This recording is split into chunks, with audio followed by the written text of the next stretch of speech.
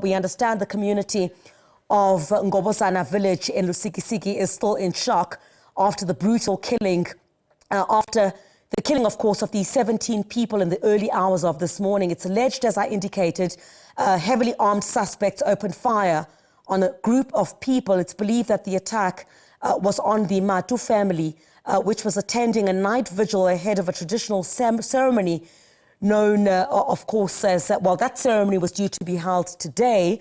So gender activist Khwalo Mathandabuzo is on the scene for us at this particular time. Baba, thank you very much indeed for joining us. If you could just give us a sense of what is taking place at the scene at this particular time. I can only but imagine police are still doing their work, but it must be a community left in shatters. Thank you, Rosalia. The condition here is horrific. It's tense, and the people are. What is even worse is that we are told that at the scene there was an infant of 1 or 2 months old who actually survived. It's the only one that survived in the 17 people shot dead. There are 2 households of the same family. One, there are 15 people who were shot dead in that particular family and that household, and then the other 2 were sleeping in another household just nearby. It's just meters, about 20 meters or 30 meters from that other household. All right. So, Mr. Mathandabuzo, I mean, what have we heard from the community at this stage? You know, the information, of course, that we're getting is in drips and drabs. We're waiting for an update from police about what exactly could have taken place here. But what have you heard? Actually, what we're told is that last year, around the same time, 2 females of the same family were shot dead at the same period, like this one. I think it was in September. Now, the family relatives and the family of the deceased lady were preparing now to go and visit that household where this lady is married to. That is the cleansing. They call it Umembulo. That is the cleansing of the dark clothes that they have been wearing because of the death of the wife. And then the same family now we're just going there preparing for this today. Then we were told that after midnight last night, maybe between 1 and 2. This shooting happened in this area here, household. The one where that had gathered the people that some of them, they are the relatives, that's the relatives, not necessarily the close, the next of kin, that's relatives who are just going to accompany the family to visit the cleansing of the lady who was, of the husband of the lady that lost his wife. Now, this happened now last night. Or that's towards the morning of today. And then this shooting happened in the 2 households, and the community of Ngobozana here, they're shocked.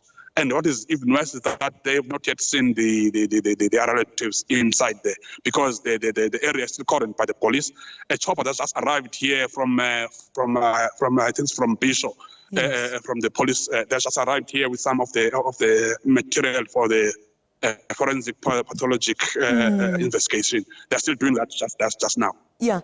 Dr. Mathandabuzo, I'm going to ask you if you're able to flip your camera, please, just to show us exactly what is taking place there. But I'm going to ask you to please be a little bit careful not to show perhaps people who do not want to be on television, because we're going to take this live. Just show us the scene of what. Please do not go on the other side, of course, of the police a barricade as well, just to give us a sense. If you could flip your camera for us, just to give us a sense of what is taking place. Yes, if you could just move. I'm a little bit far because I wanted to be a little bit far from the scene itself.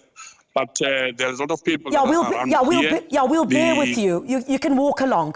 We'll bear with you. You just walk along. So that is the area. All right. So that is the area at the moment. These are live pictures for you. Gender activist Khwalo Mathandabuzo is at Ngobozana village, and these are live pictures for you. Just very near where this incident took place, you can see some community members that have gathered on that road just near where this horrific incident has taken place.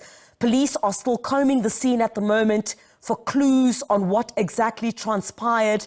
Also, forensic pathologists are still at the scene at this point, and the bodies, unfortunately, of those who passed away in this incident are still at the scene due to the fact that forensic pathologists are still busy with the work that they are doing at this particular time. And indeed, that is what needs to happen before you have the vans as well to take the bodies to the mortuary.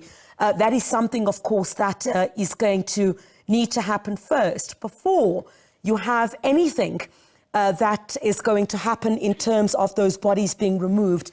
They would need to comb that scene and ensure that all investigations are done prior to the removal of the bodies of those individuals. But that's definitely a community that has been left in shock. You can see women sitting on the side of the road. And I cannot but imagine at this particular point, these are part of the family members who are concerned about their loved ones whom they cannot see at this particular point. What we understand is that that home, they were due to have a traditional ceremony taking place today. And as you'd have it, you would have members of the community who also, I beg your pardon, who go into those areas to celebrate or to be part of those traditional ceremonies. That's what usually happens in that village setting.